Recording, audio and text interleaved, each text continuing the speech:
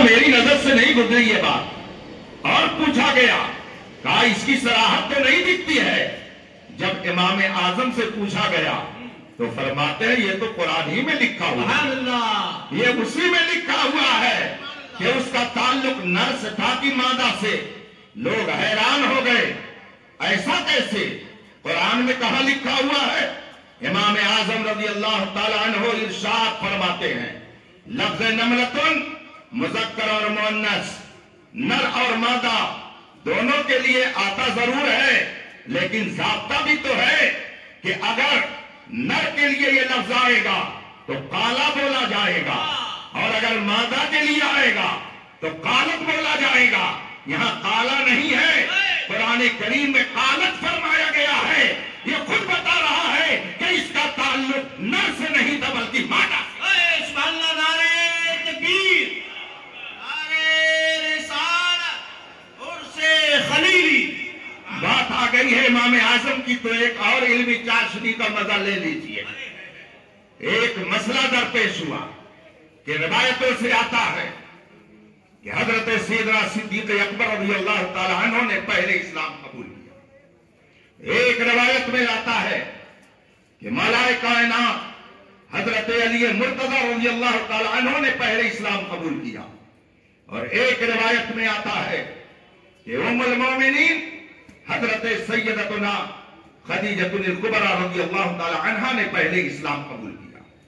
پہلے کا لفظ تینوں جگہ ملتا ہے. امام اعظم کی مجلس علم سجی ہوئی تھی, علماء کی مجلس میں بیٹھنے سے علم میں اضافہ ہوتا ہے. یہاں زیادہ تر یو پی بہار ہی کے لوگ ہوں گے. ہمارے ادھر کہاوت کہی جاتی ہے, آپ بھی جانتے ہیں, بھلے سنگ بیٹھو تو کھاؤ بیرا پان, اور برے سنگ بیٹھو کٹاؤ دو کان. نیکوں کے ساتھ بیٹھیں گے ایمان میں تازگی پیدا ہوگی, نیکوں کے ساتھ بیٹھیں گے رب کی رحمت پہ حصہ ملے گا, نیکوں کے ساتھ بیٹھیں گے رحمت الہی متوجہ ہوگی, اور بدوں کے ساتھ بیٹھیں گے تو انجام کیا ہوگا ہم سے زیادہ آپ جانتے ہیں. امام اعظم کی محفل میں یہ مسئلہ آ گیا کہ پہلے کس نے اسلام قبول کیا, اس لیے کی روایتیں تینوں آتی ہیں. امام اعظم نے فرمایا میرے نزدیک اس میں کوئی مشکل بات نہیں ہے, تینوں اپنی جگہ پر صحیح ہے. لوگوں نے کہا ایسا کیسے ہو سکتا ہے؟ میں آپ سے عرض کرتا ہوں, ابھی نقیب اجلاس قاری جمال صدیقی علیمی صاحب زیدہ کرموہ نے نعت خوانی کرائی. سب سے پہلے کسی کو بلایا ہوگا. اب آپ پوچھیں حضرت بتائیے سب سے پہلے کون آیا, تو یہ ایک نام بتائیں گے کہ تین اور چار نام بتائیں گے؟ ایک ہی نام بتائیں گے, سب سے پہلے یہ آیا.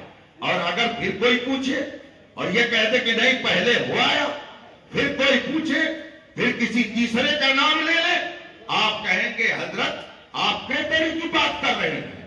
کبھی کہتے ہیں کہ پہلے فلاں نے پڑھی, کبھی کہتے ہیں پہلے فلاں نے پڑھی. یہ کیسی بات آپ کر رہے ہیں؟ مگر قاری صاحب جو پہلے کہہ رہے ہیں اس کا جواب وہی دیں گے. میری عرض کا مطلب یہ ہے کہ پہلے کوئی ایک ہی ہوگا, تین نہیں ہو سکتے. جب روایت میں آتا ہے کہ سب سے پہلے اسلام قبول کیا حضرت